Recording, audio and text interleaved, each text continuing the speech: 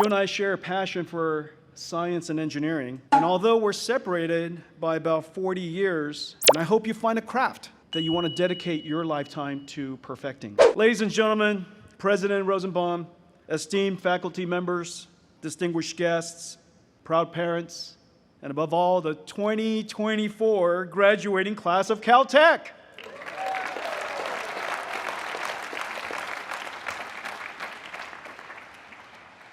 This is a really happy day for you guys. You gotta look more excited. You know you're graduating from Caltech.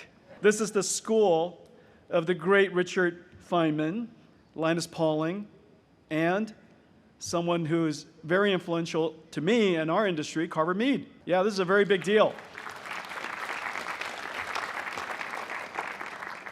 Today is a day of immense pride and joy. It is a dream come true for all of you, but not just for you, because your parents and families have made countless sacrifices to see you reach this milestone. So let's take this moment and congratulate them, thank them, and let them know you love them.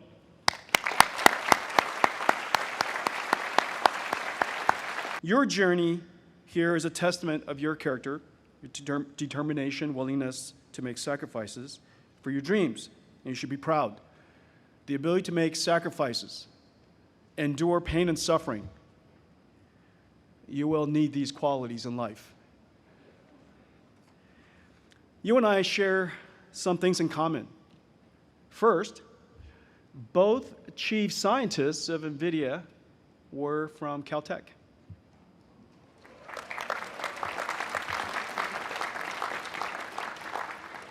And one of the reasons why I'm giving the speech today is because I'm recruiting.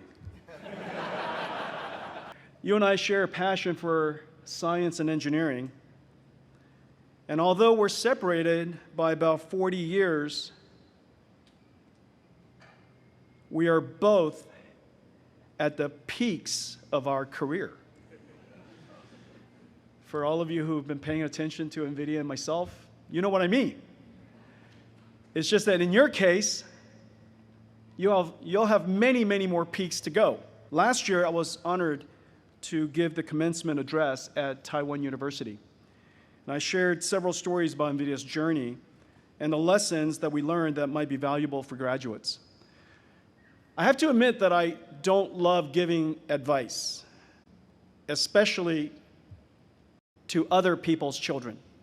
And so my advice today will largely be disguised in some stories that I've enjoyed and some life experiences that I've enjoyed.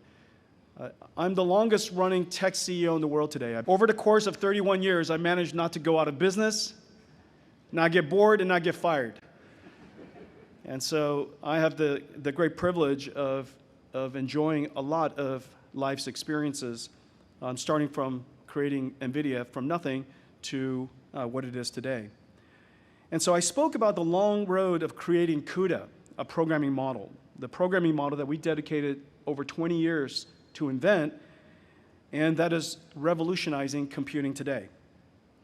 I spoke about a very quite public, canceled Sega game console project we worked on, something that I know Richard Feynman cares very deeply about and spoke quite often about, where intellectual honesty and humility saved our company, and how a retreat, a strategic retreat, was one of our best strategies.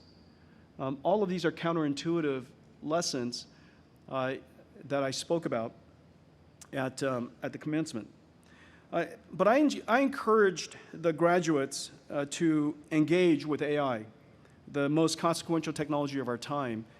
Well, with no more markets to turn to, we decided to build something where we are sure there are no customers.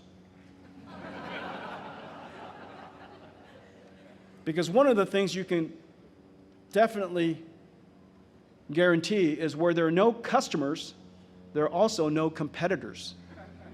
And nobody cares about you. And so we chose a market with no customers, a $0 billion market, and it was robotics. we built the world's first robotics computer processing an algorithm nobody understood at the time called deep learning. This is over 10 years ago now. 10 years later, I can't be happier with what we've built and the opportunity to create the next wave of AI. More importantly, we developed agility and a culture of resilience. Let me tell you one more story. I used to work from one of our international sites for 1 month each summer. When our kids were in their teens, we spent a summer in Japan. Over a weekend, we visited Kyoto and the Silver Temple. If you haven't had a chance to go, you must. It's renowned for its exquisite moss garden. The day we visited was quintessential Kyoto summer day. Suffocatingly hot and humid, sticky. Heat is radiating from the ground. The air was thick, still. Along with the other tourists, we wandered through the meticulously groomed moss garden. And I noticed the lone gardener. Now remember, the moss garden, this is the Silver Temple. The moss garden is gigantic. It's about the size of this courtyard. And it has the collection, the largest collection of just about apparently every species of moss in the world. And just exquisitely maintained. And so I walked up to him and I said, "What are you doing?" And in his English, he said, "I'm picking dead moss. I'm taking care of my garden." And I said, "But your garden is so big." And he responded, "I have cared for my garden for 25 years. I have plenty of time."